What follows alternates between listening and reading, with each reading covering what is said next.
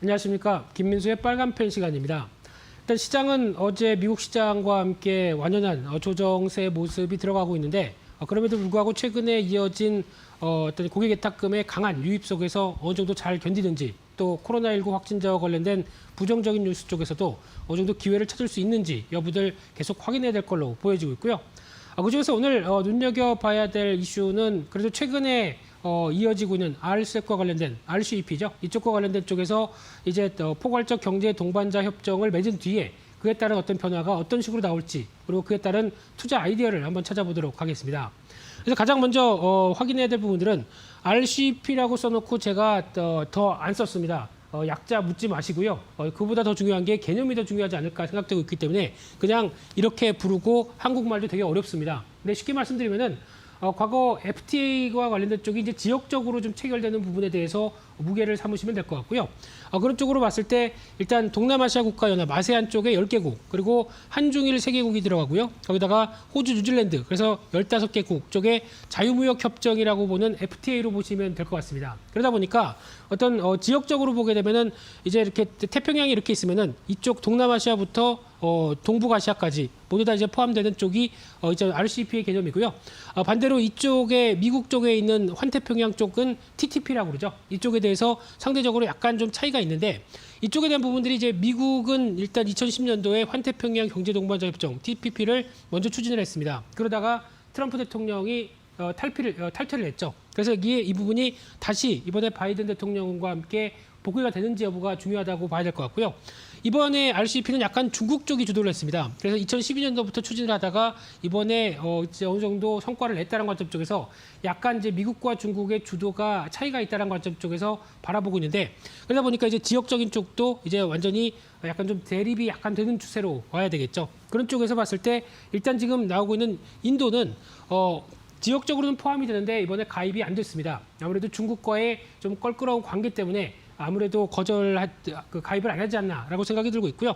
이런 쪽에서 이제 앞으로의 변화들, 약간 태평양을 두고 경제적인 여러 가지 지리적 요건들이 좀 바뀌고 있다라는 관점 쪽에서 눈여겨 보셔야 될 것 같은데요. 그런 관점으로 봤을 때 일단 나라를 보게 되면은 저희가 보통 알고 있는 대표적으로 아세안 국가들 쪽이 들어가 있고요. 특히 이제 한국, 일본, 중국. 그러니까 즉 이번에 RCEP를 통해서 어떻게 보면은 가장 어느 쪽이 수혜를 많이 받겠느냐라고 살짝 생각해봤을 때.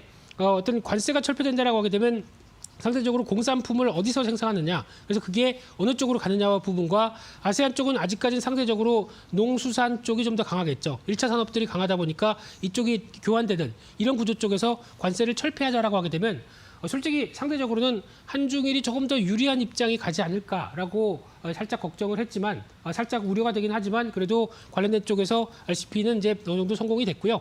그런 쪽에서 이제 앞서 말씀드린 TTP는 또 반대로 이제 페루, 칠레, 캐나다, 멕시코, 이제 미국이 이제 들어오냐 마냐라는 관점들로 약간 보시면서 대응하시면 좋겠는데 쉽게 말씀드리면 아세안이 열린다라는 관점 쪽으로 보시면서 대응하는 게 더 맞지 않나라는 생각이 좀 들고 있고요. 아세안과 그리고 또 이제 오세아니아 쪽이죠. 이쪽에 대한 분위기로 보시면 될 것 같은데 그런 쪽으로 봤을 때 당연히 규모를 보게 되면 무역 비중이 상대적으로 RCEP가 훨씬 더 나머지 어떤 무역 협정과에 비해서는 상대적으로 크고요. GDP도 크고 당연히 GDP는 클 수밖에 없겠죠. 중국이 들어가 있으니까요. 게다가 인구 비중도 훨씬 더 크다는 관점 쪽에서 아세안의 인구도 만만치 않죠. 그런 쪽에서 기대감이 높고요.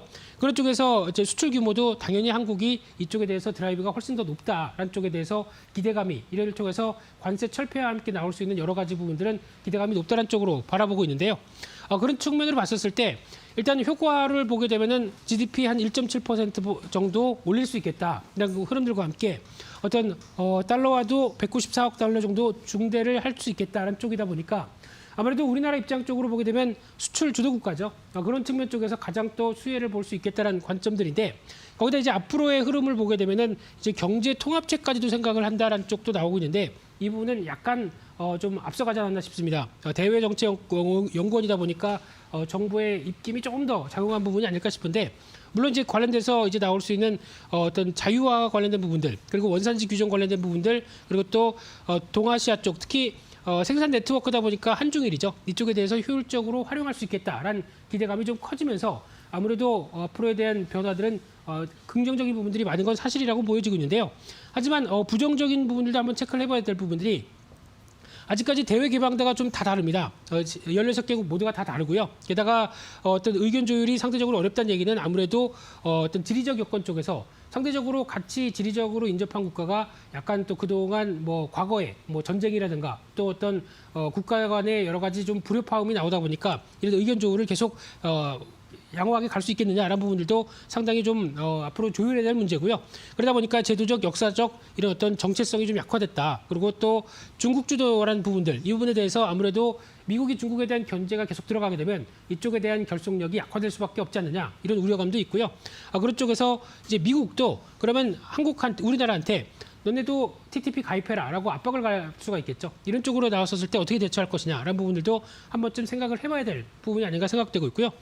그런 측면으로 봤었을 때 일단 수혜주와 피해주를 한번 나눠서 보게 되면은 수혜주 같은 경우는 대표적으로 그냥 수출주는 좋겠다라고 보시면 될 것 같습니다. 수출 관련된 쪽에 자동차, 철강, IT 쪽 이쪽은 상대적으로 매출의 기회가 늘어나고 특히 생산기지 대표적인 베트남이죠. 베트남을 충분히 활용하면서 나왔던 여러 가지 전례를 봤을 때 조금 더 인건비와 그리고 또 기술을 숙련시켜서 이쪽에 대한 생산 기지를 만든다라고 하게 되면 상대적으로 자동차라든가 또 철강, 또 IT 같은 경우 특히 최근에 LG전자가 좀 다시 주목을 받았던 부분들이 이런 쪽이죠. RCEP가 체결되고 나서 LG전자가 빠르게 올라갔던 부분도 이런 쪽의 역할을 한다고 봐야 될 것 같은데 또 하나 놓치지 말아야 될 부분들 중에 하나가 엔터 쪽이죠. 이쪽도 음악, 영화, 애니메이션, K-팝을 비롯한 쪽에 대한 저변들이 더 확대될 수 있겠다라는 쪽에 대해서 조금 더 주목을 하고 있는데 반대로 피해를 볼 수 있는 쪽은 일단 1차 산업과 관련된 부분들, 음료, 농산물, 해산물 이런 쪽이라고 봐야 되겠죠. 그래서 지금 앞으로는 동남아 과일이 싸게 들어올 것 같습니다.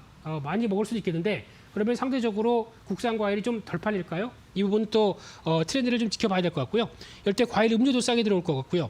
게다가 그나마 쌀, 양파, 마늘은 좀 제외를 시켰다는 쪽에서 그래도 어느 정도 보장을 받았다고 볼 수 있을 것 같은데 나머지 쪽은 여전히 열려있다라고 하게 되면 이 농산물에 대한 여러 가지 변화가 앞으로 또 중요한 어떤 또 지금 같은 경우 농업 인구가 상대적으로 부족한데 여기서 좀 나올 수 있는 흐름들도 체크를 해봐야 되지 않을까 생각이 들고 있고요. 그런 흐름으로 봤었을 때 그런 관점 쪽에서 그러면 이번에 피해주와 어떤 수혜주 관련된 쪽에서 여러 가지 흐름들을 봤었을 때 그래도 관심 있는 종목들을 한번 찾아본다라고 하게 되면 일단 첫 번째로 볼 수 있는 종목이 화승 엔터프라이즈가 아닌가 싶습니다. 이쪽 같은 경우는 신발, 모자 그쪽에서 아디다스나 뭐 리복 이쪽으로 또 나가고 있고요. 거기다가 기지가 베트남, 인도네시아, 중국 이번에 RCP와 관련된 쪽에서 중요한 생산기지 역할을 하는 쪽이 다 들어가 있다 보니까 그에 따른 기대감이 살짝 올라가는 게 현실이 아닐까 생각되고 있고요. 게다가 이제 약간 의류, 자파 이런 쪽이다 보니까 어떤 코로나19의 영향을 많이 받았죠. 그런 쪽에서 어느 정도 재고가 많이 어느 정도 소진됐다 보니까 그에 따라서 다시 재고를 확충한다라고 하게 되면 다시 주문량이 늘어날 수가 있겠죠. 이런 쪽에 대한 변화가 뭐 영업무역이나 한세실업 쪽에서 나오고 있는데 이런 부분들에 대한 기대감들이 살짝 올라간다고 하게 되면 앞으로도 계속 실적에 대한 변화가 내년까지 기저효과와 함께 좀 더 움직이지 않을까라는 쪽에서 조금 더 눈여겨보셔야 될 것 같고요.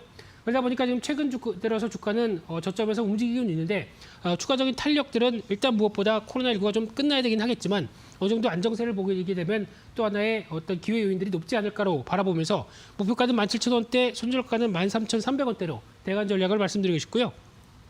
두 번째로는 제이와이프 엔터 앞서 엔터주에 대해서 잠깐 말씀드렸는데 이쪽도 엔터주 쪽에서 당연히 영향력이 있겠다라는 관점 쪽으로 바라보고 있는데 상대적으로 주가는 좀 많이 올랐습니다. 그러다 보니까 접근하신다고 하게 되면 지금 당장은 오히려 빠르게 여기서 다 사신다고 생각하지 마시고요.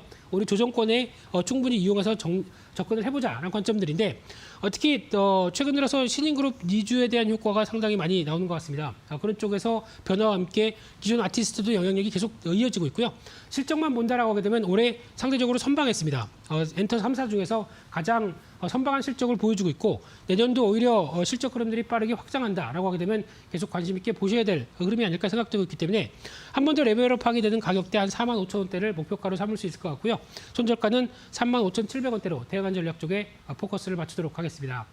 그래서 오늘 최근에 체결된 RCEP와 관련된 여러 가지 흐름들, 그래서 피해 섹터와 수혜 섹터, 그리고 특히 수출 주도 국가인 우리나라 입장 쪽에서 앞으로의 기회 요인들이 더 높다는 점은 보시되 앞으로 그래도 경제적인 이익이 있는 만큼 또 다른 국가들 간의 알력, 대표적인 G2 간의 알력 쪽에서 어떻게 대처할 것인가 이 부분도 하나의 숙제가 아닐까 생각이 들고 있습니다. 그래서 오늘 준비한 내용들은 여기서 마치겠고요. 또 다음 시간에 찾아뵙도록 하겠습니다. 감사합니다.